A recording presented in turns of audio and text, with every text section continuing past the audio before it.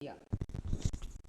So before starting the next lecture, I wish to specify some few examples related with significant digits. Okay.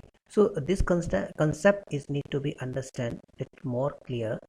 Okay. So I will try to explain what type of digits are significant digits and what are non-significant digits are there. So the very first statement says that all non-zero digits are always significant. So all non-zero digits means if you talk about in the decimal base 10, so means all the significant digits are 1, 2, 3, 4, 5, 6, 7, 8 and 9. They are the not always significant wherever they occur before decimal point or after decimal point.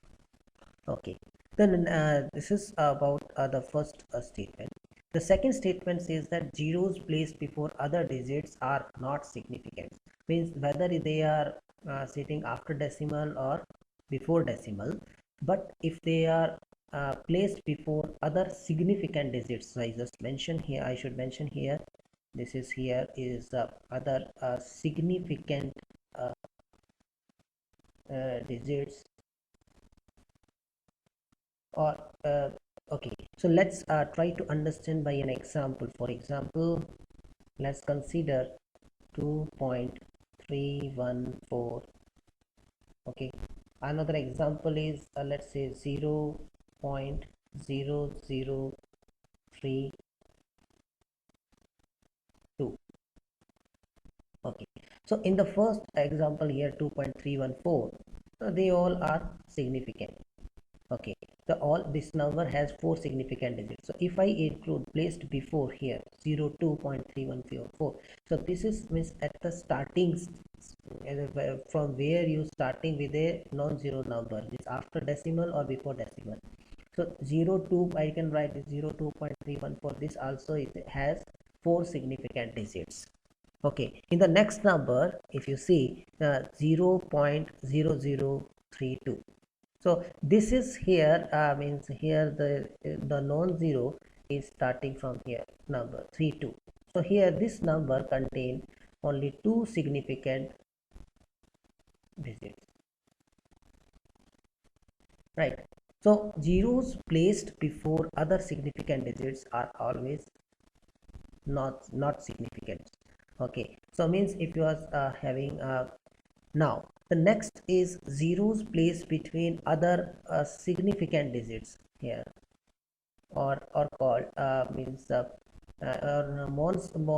more specifically are non-zero digits. So means zeros placed between other non-zero digits are always significant. For example, if I instead of 0 here, if I it is here 2.0314, now this number contains five significant digits.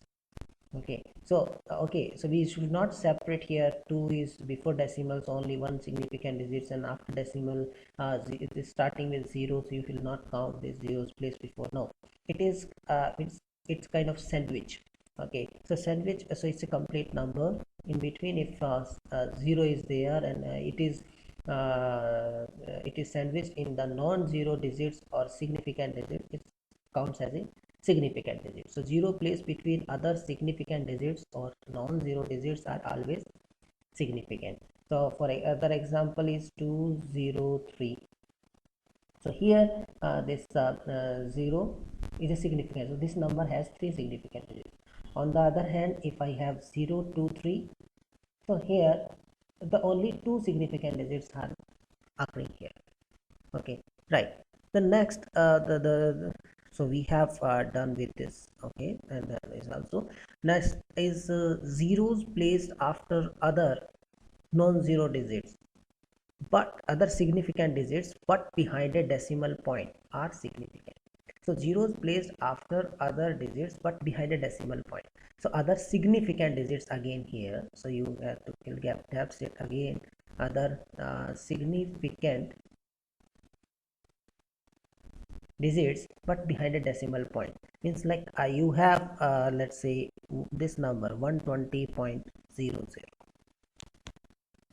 Okay, so zero, so this is here the number of significant digits are 5.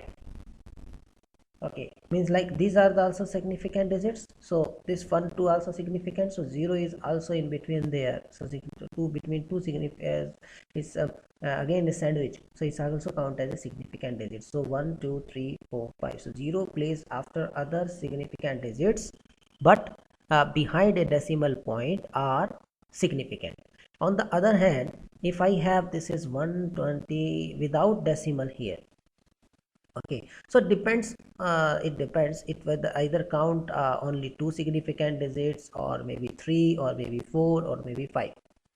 Okay, so that we may not able to see here how many number of significant digits. So we can always means like for another example, let's say I have 1 2 7 1 2. So this is a number which we can round off now. So we can also do it that 1 2 7 we can do with 1 0 or 2 0. So okay, so now the number of significant we can may reduce it to 4 1. So let's say here 0 1 more 0 is there, so I can round off to 1 instead of 120. I can go for here let's say 160 here, so I can go with the 200 here. Okay, so here now we have reduced say 5 to here 4. Okay, so this zeros may or may not become significant digits, depends on the situation. Okay, so these are the explanation again means for significant digits, and which you may call as a correction in your previous lectures, right? Okay. Okay, so in the last lecture where were we is are at truncation error, and we were trying to learn the error analysis as well, and we have also seen that this for existence of this Taylor series expansion, what we notice is that f must be differentiable n plus 1 time, and its n plus 1th derivative is continuous. Then you will obtain the following type of series expansion of f with, so this first part here is in the series expansion. The first part I just I'm here, so please look at here. Okay, in the fx, if you see this first part, this first part is called polynomial approximation, and the second part is called error term. And we have also seen this we can actually write in terms of infinite series whenever this error term tends to 0 as n goes large. This is how this you are able to write exponential series, sine series, cosine series, and so on by using Taylor's theorem, right? And now if it is not so, but that is may be decided later based on the property of the n plus 1th derivative of f at some number z, where z lies between c and x. So c may be on the left of x or maybe right on the x, we don't know. Okay, so if you replace c by 0, if you replace c by 0, it will be, if you replace c by 0, it will be called as Maclaurin series. Okay, so next now in this lecture we are going to learn one example, okay, which will be able to tell how will you get this Taylor series expansion for a particular given function. Okay, and how will you play with the error term for achieving desired accuracy. Okay, so without any delay, let's move to see one example here. Okay, so the example is obtain a polynomial approximation. Obtain a polynomial. So here we are dealing especially a function called e to the power minus x, p of x. P of x is the first part of the that Taylor series expression. So we are seeking polynomial approximation. We are calling this as p of x, and the two function, this is f of x is e to the power minus x, using Taylor series expansion about x not equals to 0 means in. Okay, so what it the polynomial approximation, if I recall, that p of x is equals to a p of x is equals to summation k is equals to 0 to n f nth derivative at, so if I specifically call c is 0 here now, so f nth derivative at 0 by n factorial time x to the power n. So this is what required to find is f nth derivative at 0. Okay, so what f is here is, f is very popular function, so for which you know the derivative. So f of x is e to the power minus x. This will implies, if I write the general form f nth derivative, if I want to write f nth derivative at x is equals to minus 1 to the power n time e to the power minus x, right? So if f is n is odd, you will get with minus sign. If n is even, that will give positive sign.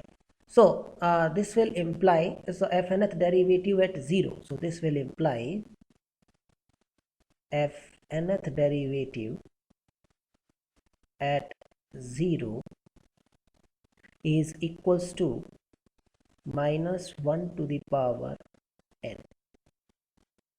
Now you have all the, so this implies here the polynomial approximation p of x is equals to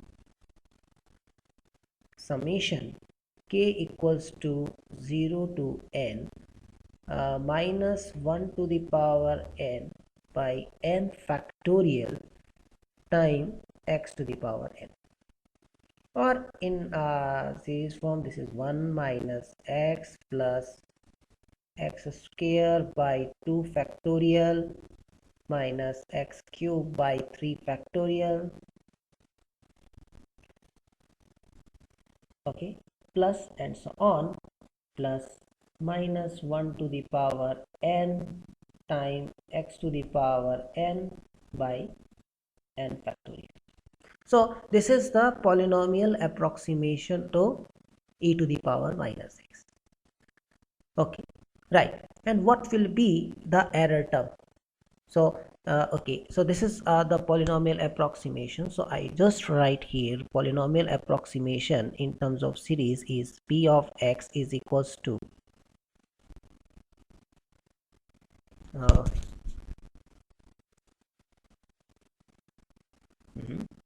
yeah, so I wish to write here polynomial approximation, that is p of x is equals to summation k is equals to 0 to n minus 1 to the power n by n factorial time x to the power n. And if I if I want to write n that error term, that is equals to f n plus 1th derivative. If I was to write f n plus 1th derivative,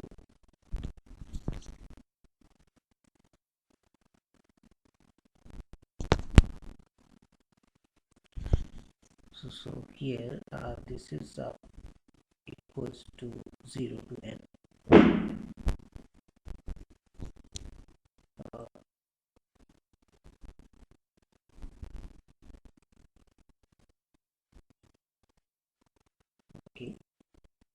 So let me write p of x is equals to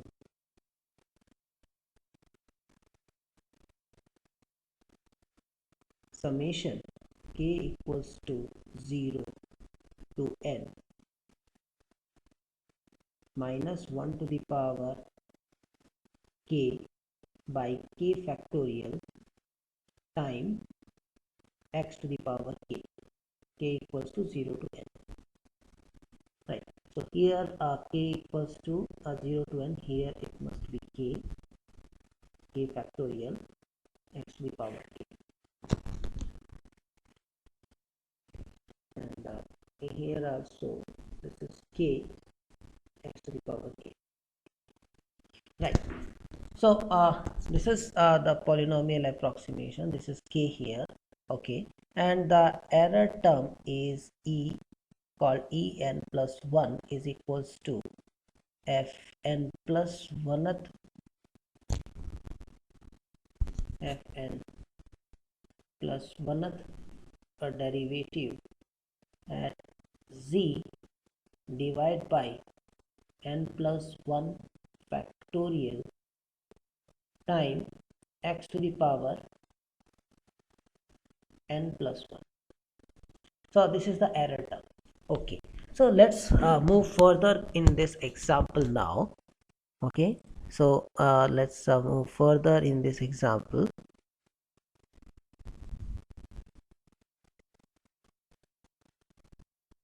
Let's move further now, okay. So then we have to see we have to determine maximum error for the case when x belongs to minus 1 to 1, when the first four terms are used in the approximation. Also find the maximum error when x is equals to 0.3. All right, okay. So here what was the, so here by looking at the first statement, if you look at this first statement, we are trying to find maximum error for x belongs to minus 1 to 1, and when the first four terms are used in the approximation, means it's given n is equals to 4, means you are using approximation, polynomial approximation of degree 4, okay. So you read to, so once what will be the error here is that is e5, n is equals to 4 means en plus 1, that is e5, that is equals to f fifth derivative at z divided by 5 factorial time x to the power 5, and we need to determine its maximum value. So if I recall what is the n plus 1 derivative is, n derivative is minus 1 to the power n time e to the power minus x. So if I further go, this is minus e to the power minus z divided by 5 factorial time x to the power 5. So we need to find the maximum error, means we are trying to look at mod of e5 found, okay. So this is going to be less than equals to, okay, or not less than equals to, further means like first when equals to e to the power minus z divided by 5 factorial time mod x to the power 5. Since x lies between minus 1 to 1, so mod x is always less than equals to 1. So this is less than equals to e to the power minus z e to the power minus z divided by 5 factorial. Now this g, where this g lies, where this g lies, g lies between 0 and x, okay. So okay, so g lies between 0 and x, so I wish to determine, okay, when the maximum error for x belongs to this. So the g lies between 0 and x, so x could be from minus 1 to 1, so it could be negative side, it could be positive side, right? So I and notice that this e to the power minus x is a decreasing function. So right, for any value of x, for all values of x, it's a decreasing function. So it will be attain a maximum value at left hand point of the interval. At left hand point of the interval means e to the power minus x maximum is e to the power minus minus 1, that is e. So this is always less than equals to e by 5 factorial. So this will be giving you maximum error when the first four terms are used in the approximation.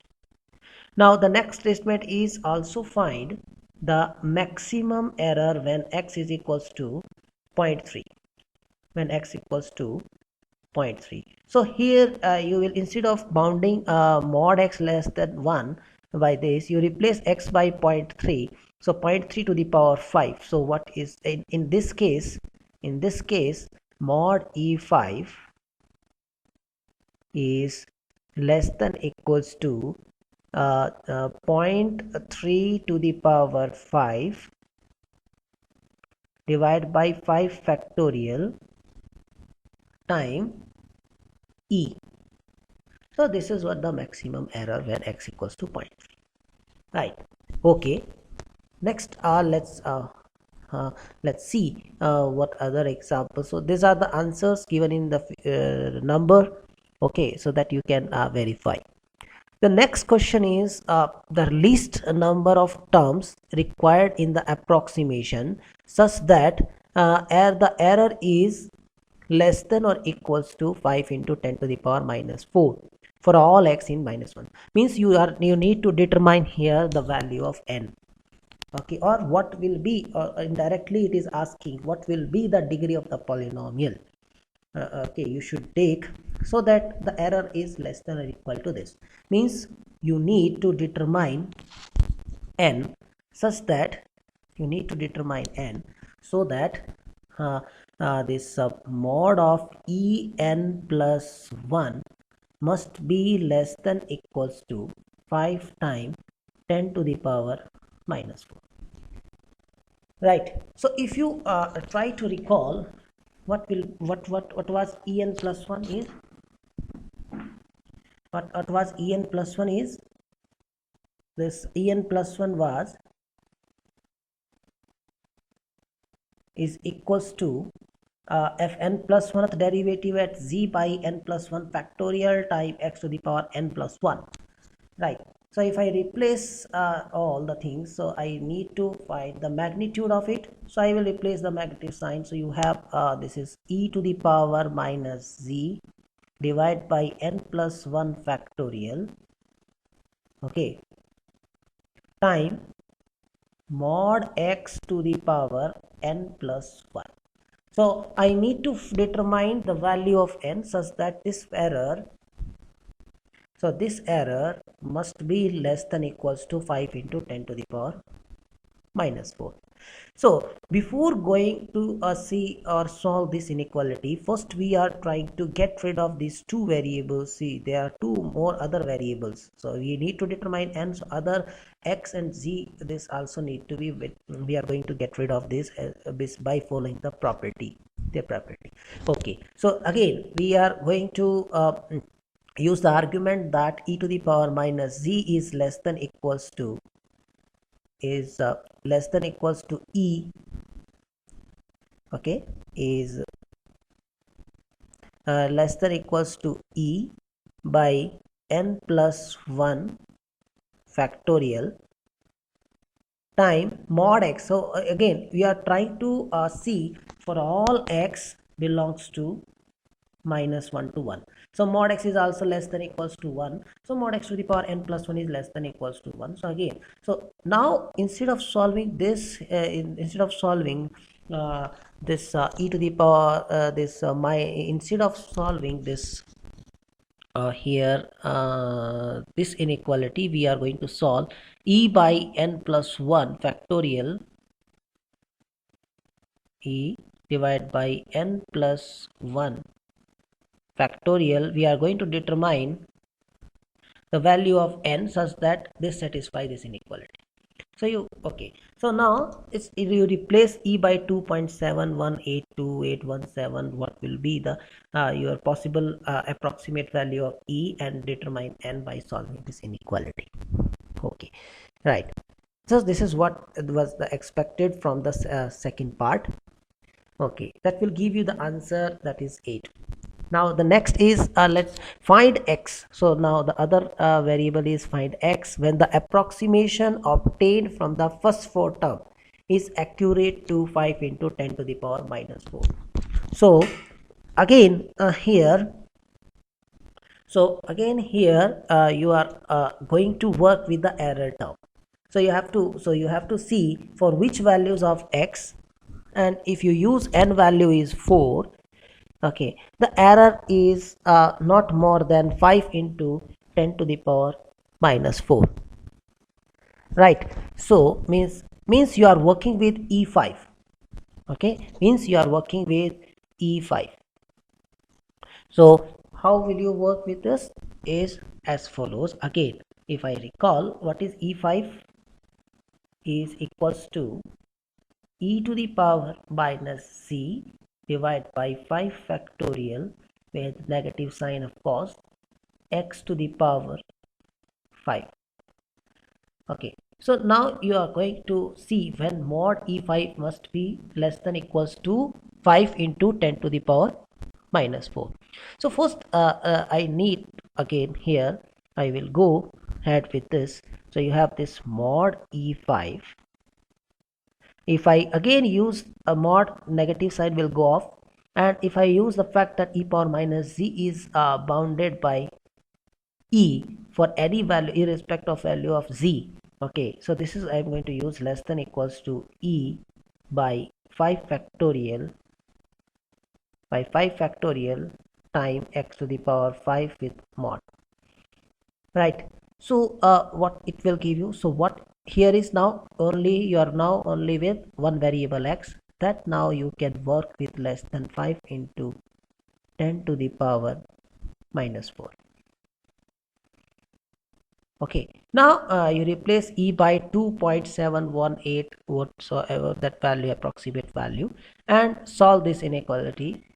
Okay, and then you will able to find the values of x. Infinitely many values of x will be there.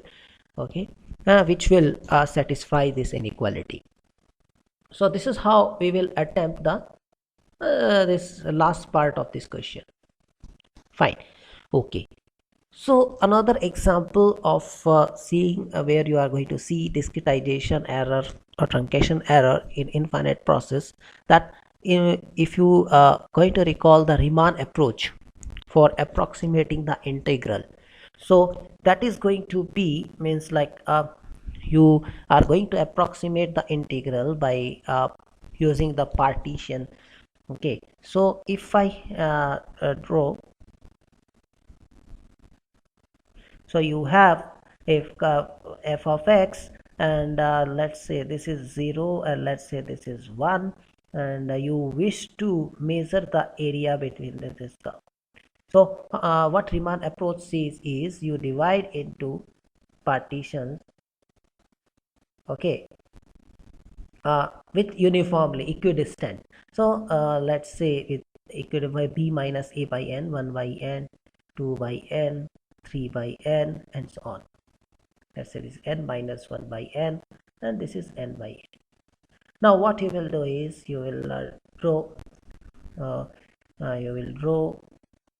as, and then you will once you will take this, and first you will collect all the rectangle, okay, all the rectangle which are lies below the curve, that is called lower integral. And if you collect all the so this is the next here, so this is another lower rectangle, and then again you have this is here, so this is again lower rectangle, and so on. Now this is called upper lower integral. Okay, that lower sum you can say, and then limit, if you letting n tends to infinity, means if you keep on increasing the partition, means or keep on increasing the number of points here, okay, then it will be more closer and more finer, will be result will be good there. Okay, so for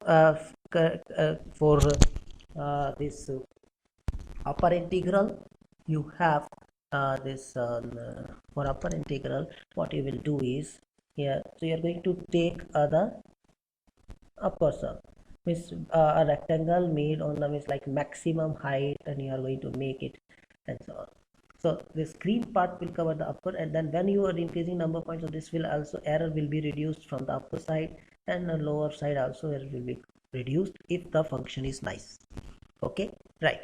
Okay, so for an instance you can consider, so here this, so what it's, if you see what is happening is, it's nothing but this is equals to like, or approximately summation f of, so height will be at 1 by n is f of 1 by n, f of 2 by n is 1 by f of 2 by n, and so on. But the width of the rectangle is 1 by n, equidistant, so this is going to be f of I by n time 1 by n, and I is running from 0 to n. Okay, so this is approximation. This n need to be decided how large you will take. Okay, so if the function is continuous, then it is always Riemann integrable. Those things you can revise your concept. Okay, and you can start working with it. Okay, right. uh, okay, so what this here is, so here is this answer is this, where n is big, how n means that how much n big you take, okay, that much desired accuracy you will achieve. Okay, so yeah, fine. Okay, the next is we will also look for type of stability in a type of stability issues occurs due to occurring different type of errors, whether the whether you are converging towards the solution or you are diverging from the solution, means like you are not either converging towards, you are going far away from the solution. So these two type of situations are there, so these can be handled by look or these can be seen by looking at the growth of errors. If the growth of errors are under control, means they are under control, means they are decreasing. The growth of error means if you go large as large possible, the errors are either remains bounded or they are converging towards zero. That's a very good thing. Then the method is said to be stable. Otherwise it is called unstable or unstable. Fine. So there are two type of instability issues what we are trying to address here. One is inherent instability and another is induced instability, that we will see more commonly. So inherent stability is due to ill-conditionedness of the problem. Means where the small errors in the input data may produce large error in output. Okay, so right, so this one occurs due to the ill-conditionedness of the problem. So you may recall the example for inherent instabilities issues, means like if you see, look at the nature, birds have inherent instability. Say they can they are not stable when they fly. Okay, means they can suddenly move, means they will react according to the dynamic situation. If somebody is trying to attack them or something, so they feel, they suddenly change their direction, they suddenly move downwards or upwards, they can act with the with their inherent instability, right? Okay, or other natural examples are fighter jet planes. So they are also designed by following inherent instability in their designs, right? Why? Because they have to act in a war situation, other operations. Okay, so there they need to uh, act based on the dynamic situation. Okay, right. So that is why they are designed and they are more inherent aerodynamically unstable. That's what I the more precise words I can make here. So one more note here is how if you are more stable, if you are means if your stability is more, then it will be very hard to pitch or move in a dynamic situation. That is why this Boeing planes are means if you are you will not be able to feel much turbulence and all because they are designed with more in a more stable way. Okay, so right. The other instability issue is induced instability. So this that's the name itself make it clear that it is induced by method, means you are choosing a wrong method for a particular problem. So that may also go for means you are diverging away, or we are diverging from the solution, right? So this arises due to the wrong choice of the method of solution. So let's see one example of each. So first is inherent instability. So that's a very famous example. Wilkins is also named as Wilkinson example. For this I may expect you to write a code and see how it behaves. Once you will do follow the steps as mentioned here. So you consider the polynomial, p of x is equals to x minus 1 to x, and so and so a product of this x minus 1 into x minus 2 into and so on till x minus 20. Okay, so if you write see on the right side, it was a nice polynomial. The second term is the sum of the roots, and the last the negative with the negative sign, and the last is the product of the roots. That's very simple to calculate. Now that's very easy here. If you look here, okay, and I expect you to write the code for this. Okay, so how will you get all the coefficient in the of the this polynomial? Now the change, if you change the coefficient of x to the power 19, so this minus 210 is going to be changed, or you can say perturbation. So perturb by a very a small number, that's a very small number in machine, 2 to the power minus 23. Okay, then if you are trying, so earlier the roots are 1 to 20, now you try to find the roots of the modified polynomial now. So then for the same, you will apply standard methods, which we are going to learn soon, called bisection method, Newton-Raphson method, regular-Falsey method, and fixed point methods, and so on. Okay, so if you use the specified or standard methods, what you will achieve is the small roots, means like small roots might like 1 2 3 and so on. Smaller roots means like less means than 10, you can say. They will be achieved with means they will be achieved with the desired accuracy or with less error. And other roots, so that then if you go towards finding the larger roots, then it will be means it will show, it will give you a very dramatic change in the roots. Okay, so when you look at the root 16 and 17, they will be changed into completely real number to complex number system.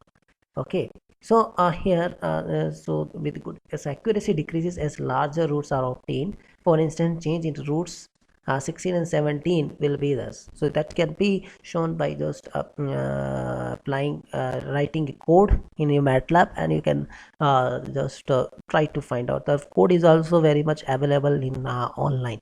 So fine. So another example for other example one example for induced instability. So consider the following integral. So if you look at this integral, so here if you look at the limit this limits here 0 to 1, so means 0 means you are, this is giving you 0 less than equals to x less than equals to 1. right? So means x to the power higher powers, x square, x4, x5, x power 5, x power 6, and so on, will also be less than equals to 1. uh, More than that, what I can say, x is greater than equals to x square, greater than equals to x power 4, greater or x cube, and so on, means maybe strictly greater than I say. Okay, and so on. This is 1 greater than, right, 1 greater than equal. So now this what here is, now you multiply each inequality, means everywhere, by e power x. It's a non-negative number. E to the power x is a non-negative number, so what it will give you is e to the power x is greater than or equal to x time e to the power x, uh, uh, greater than equals to x square time e to the power x, greater than equals to, and so on. Okay, uh, greater than equals to, this is x cube time e to the power x, greater than equals to, and so on. So now you note that this integral is a monotone function, monotonically increasing function, monotone function. So if a is less than, it means f of x is less than equals to g of x, then integration of f of x is less than equal to integration of g of x, right? So this is so if you apply the integral, so what you will observe, the following. So I1 is greater than I2, greater than I3, and so on. So you will observe that this integral actually produce with n, different values of n, is produce a sequence of real numbers which are decreasing as n increase and is bounded below. So we learned that, means you have seen in calculus, that if a sequence of real number is decreasing and it is bounded below, then it must converges. And where does it converge is, it will converge to the greatest lower bound, and that you can verify that 0 is the greatest lower bound. So that will be that can be shown that limit n I n going to be 0. Okay, now if you apply the product rule, here, and if you try to see the relation between the next and this one, so that can be in can be established that in plus 1 equals to e minus n plus 1 time in. Okay, and you can have this, and I naught, if you wish to calculate, you can calculate I naught by substituting n equals to 0, that is going to be e minus 1. And then if you calculate I1 by this one, that is going to be 1. Now I2 is equals to, so for till there, means here I1 is 1, so there is no error now, I1. So I2 equals to, if you recall, that is e minus 2 time I1, that is e minus 2. Okay, so now if you take e value, approximate value is 2.718, let's say 817.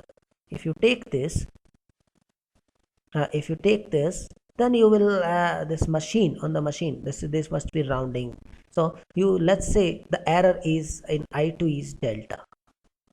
So what will happen in I3? If I say I3, that is equals to e minus, what is I3 here is e minus 3 time I2, means whatever the error occur here, it is now multiplied by 3, so 3 time delta. Now if you go for I4, that then error, this is e minus 4 time I3. Okay, so and if you replace I3 by this e minus 3 time I2 here, and then what you will get is 4 into 3. So in this here 3 time delta. If I say I2, delta is a unit in error unit in I2, so this is 3 time delta here. Now in this case, it will be, in the error is a 4 time 3 time delta, and so on. So in the case of I10, what will be 10 into 9 into 8 into, and so on. till 4 into 3 into delta. That will be the error term in I10. So if you multiply and divide by 2, what will be is 1 by 2. So that is error in I10 will be equals to 1 by 2 times 10 factorial time delta, and so on. Okay, so means error in I11 is 1 by 2 times 11 factorial time delta, and so on. Okay, right. So this will go away from the solution. This actually overwhelming the solution, and it will not let the which if you use this method to approximate by machine. Here if you mark this as a scheme with starting value I1 is 1, that will give to this error, and that will give you that this is actually go very far away from the 0. But this result here shows that I1 must means limit. This result shows that this limit n tends to infinity In must tend to 0. Okay, so this is due to the wrong choice of inappropriate method, right? Okay, so this is one example of induced instability. Okay, so in here this is what I try to explain. Now the next we will try to see uh, if you perturb slightly input, then what how it will affect the output. Means if so, let's say output is here f of x, output is f of x and input is x. Means if you change x to x plus h, then how will you see the change in f of x? Means that will be f of x plus h. Means we are going to see the errors. So relatively, so how this I wish to see how this f of x plus h or this minus f of x, that will give you the error, how much error it produce. How this is related with x plus h relatively minus x divided by x here, and this is f of x. How these two things are related. Okay, so this will give you the relative change in f of x when you perturbed x by a small number h, and if you here is the relative error.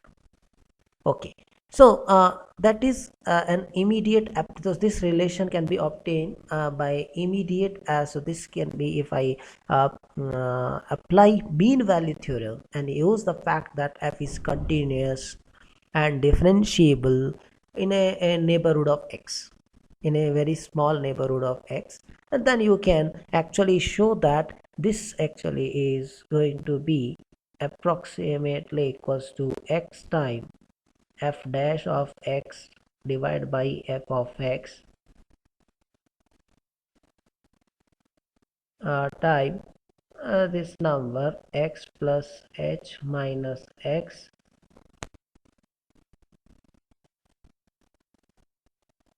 divided by x.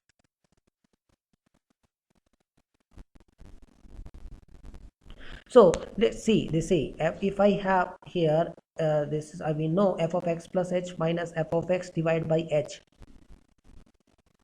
So this is very simple to adjust here. So see, if you apply the Lagrange mean value theorem in the interval x to x plus h, what the mean value theorem says is there will be some c such that f dash of c is equals to f dash of c is equals to f of x plus f of x plus h minus f of x divided by, okay, let me use this here. Okay, let me now I have explained okay the things. Let me use now. So when you apply the mean value theorem, if f is continuous, you say let's interval is x to x plus h. That's an open interval a b, you can say. Then you will have there exists a point c in x to x plus h by mean value theorem, such that you have f dash of c is equals to f of b minus f of a, f of b minus f of a divided by b minus a. So x plus h minus x is h, right? Okay, so if you so this is our c. So you take h as small as possible, means it's very near to x, so you can actually replace